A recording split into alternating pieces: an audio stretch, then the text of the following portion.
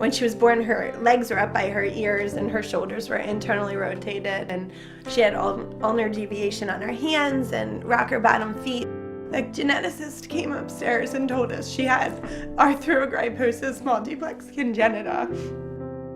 They brought her legs down and they casted her, and slowly and surely she started to develop. Our first year with Emma, we found out that there was going to be a conference, and it was in Philadelphia. It was an arthrogryposis family meeting in Philadelphia where I described the Rex. We watched a presentation on the Rex. And that's how it all started.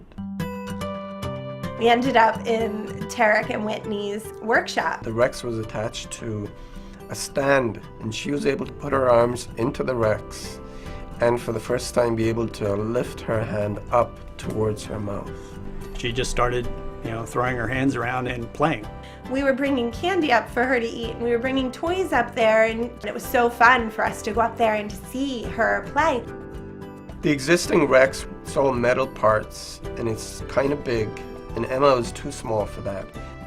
So we required something light and small that would attach to her body and go with her. So that's where we had this Stratasys 3D printing machine, and we thought, well, we could print it out for her. And he did it, and the weight difference is significant. And for a child who only weighs 25 pounds, it makes a big difference. Whitney and Tarek put their minds together and came up with a jacket, and they would put the Rex on that, and we're on our second jacket. She outgrew the first one, and now we're on our second one. And it's still evolving. It's still growing into this incredible prosthetic that helps her to use her arms. Without the 3D printer, we would not be in a position we're in with these younger kids, making them a Rex device that can go with them. This is one of those industries that matches perfectly with 3D printing, additive manufacturing, because we need custom everything. I think 3D scanning and printing technology is the future for this field. The ABS plastic that they use is the same plastic used in Legos. It's human-friendly, if you will. It's really strong and durable to handle the abuse. We can answer a need in a heartbeat. If the Rex breaks, all I have to do is take a picture and email it to Whitney. He knows exactly what the piece is. He prints it out. I go to the hospital, or he's even mailed them. I don't have to worry about lead time to machine something, order supplies. I can just basically go back to my program and print out another one. And it's back together and it's working.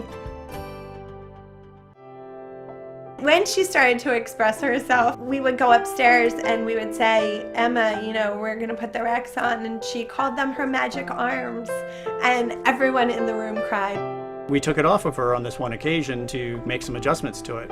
And as we took it off, she cried out, "I want that." And we didn't think all that much of it, but when Mom started to cry, and we look over and ask Mom why she's crying, and she kind of takes a moment to recompose herself and tell us that that was her first complete sentence. To be a part of that, a little special moment for somebody else, can't help but kind of tug at your heartstrings.